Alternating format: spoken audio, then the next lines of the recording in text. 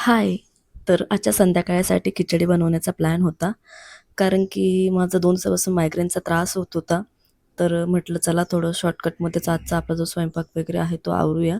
तर जेवणामध्ये आज मी खिचडी बनवायचा प्लॅन केला. शौर्य झोपलेला होता.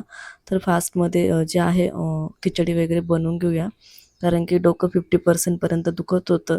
जास्त दुखण्याच्या आधीच म्हटलं थोडंसं काम वगैरे आवरून घेऊया. तर फास्टमध्ये म्हटलं मग आज काय होईल जेवणामध्ये खिचडीच होईल. तर म्हटलं पटकन खिचडी वगैरे टाकून देऊया.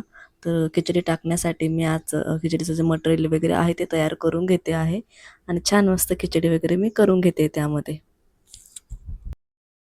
आणि मायग्रेनचा त्रास आहे ना दिवसेंदिवस वाढतच चाललाय.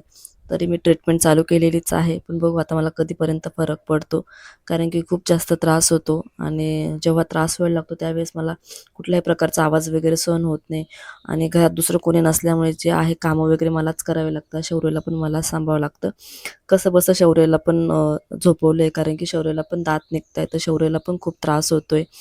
त्याला पण लूज मोशन होतंय आणि त्याला पण थोडीशी कणकण आल्यासारखीच वाटते. त्यामुळे तो पण खूप चिडचिड करत होता आणि त्यात माझं पण खूप डोकं दुखतंय. तर जेवणामध्ये आज जेवण बनवायचाच प्लॅन नव्हता.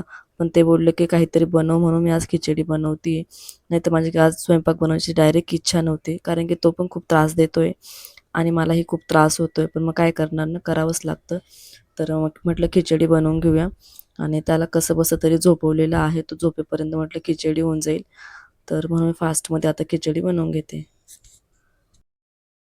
आणि आता नेमकं खिचडीचं कुकर लावलं आणि झाकण वगैरे लावलं आणि लगेच तिकडे शौर्य उठला.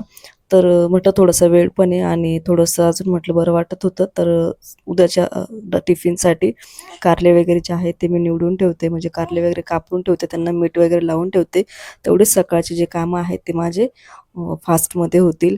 तेवढ्यात शौर्य उठून गेला. तुम्ही बघू शकता शौर्यला घेऊन आलेली आहे.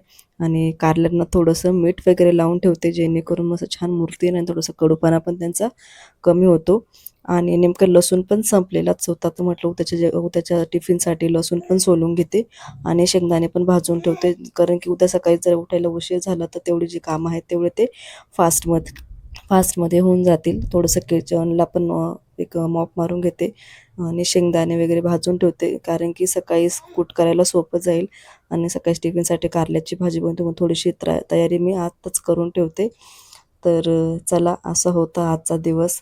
तर असे छोटे-छोटे मिनी ब्लॉग बघण्यासाठी माझ्या चॅनलला सबस्क्राईब करा आणि शौर्याची माझी मजा बघण्यासाठी पण आपल्या चॅनलला सबस्क्राईब करा.